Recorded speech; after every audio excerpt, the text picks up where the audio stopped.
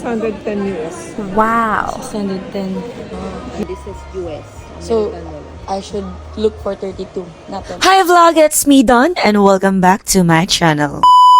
For today's video, pag-uusapan natin kung ano yung mga technique na pwede nating gawin para makaiwas sa gasto every time we are going to explore a certain port. And you heard me right. Of course, no, hindi naman sa lahat ng panahon. Pag sinabing gagala ka, na kailangan mo magdala ng limpak-limpak na salapi. O diba, mardugdag kwarta. So therefore, I have a tip paano makaiwas sa gasto every gala or every time when you're going to explore a certain port is that you should only bring $50 to $100. Yan lang yung dapat yung minimum mo nadadali na pera every time when you're going to dock on a certain port. And next to that, huwag mong dalhin na buo. Dadalhin mo yung barya-barya lang. Eto pa, for sure magtatanong kayo, what if magkulang ako? And what if papasok sa utak mo, ay gusto kong bumili nito kasi deserve ko. And Andrea na itong mga luya. Anyways, dili po tayo hipokrito, no? Aminado ko na inanap ko sometimes. And for that, syempre, dili ni mo kalimtan mo sipit sa imo ang ship money.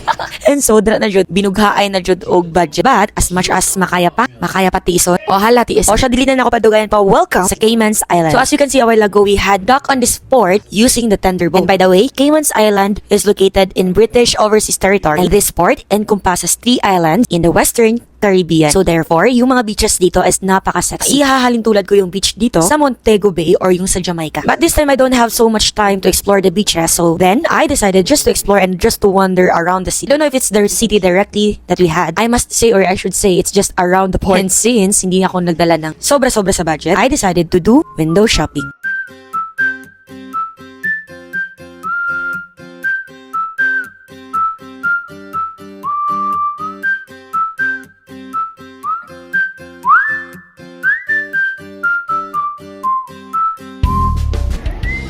Napaka-mainit. I am going to Asian restaurant and I wish I could close my eyes for all of these souvenirs, t-shirts, whatever it is I am seeing it. Wait, Shine bright like a diamond. Yes, Zion Zone. First stop is jewelry shop. But the rule is today is just for window shopping. 610 US. 610. US yan ha. Yan. 14 karat gold, diamonds. Tapos pwede mo siyang i-upgrade kahit saan ka ba sa barko ka nagtatrabaho?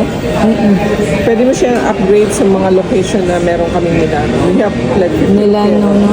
Sumora to, igor ako ng utana og nagpalayo sa temptasyon. Naga-dream pug ko og makapalit pug ko inato ka wow. Pero sakit sa bulsa. Instead of wow, ouch, ang mga ingon na. Labi nagmawala. Kay lagi tanga-tanga po ta usahay. Sa akong paglaro-laro gibati ko kagutom. Sige og sulod-sulod sa mga shop na perte man gyud in town kamahala. Di mabangbang ang kantidara. Ug sa akong pagnilatagaw sa kalsada, Na ay kwandari. Sunoy, bantam lang. Tinola. Ali, tinola.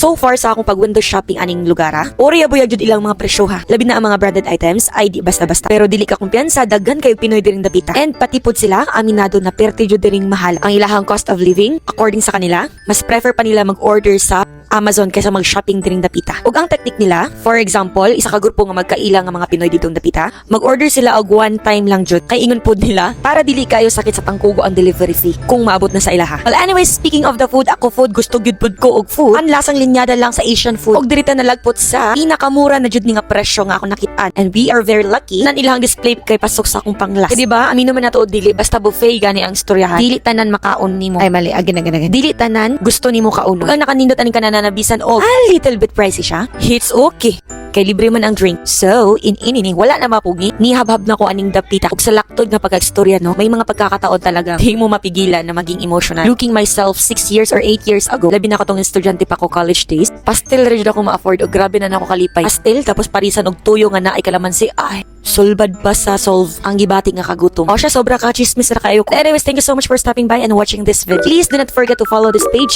I'll see you soon and bye for now.